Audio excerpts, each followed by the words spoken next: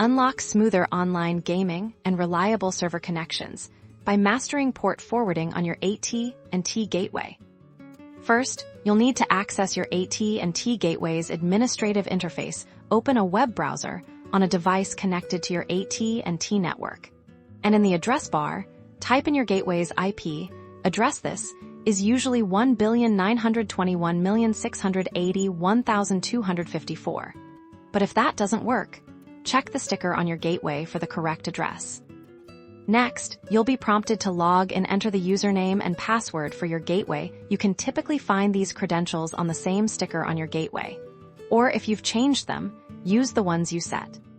Once logged in, navigate to the firewall or port forwarding section of your gateway's settings. The exact location might vary slightly depending on your specific AT&t gateway model, but it's usually found within the advanced settings or firewall configuration. Now, let's create a new port forwarding rule. You'll need to give your rule a descriptive name, like online game or web server. Then, select the appropriate protocol, which is usually TCP or UDP or both.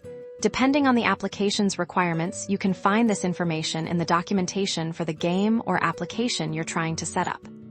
For the external and internal port fields, you'll enter the specific port numbers required often.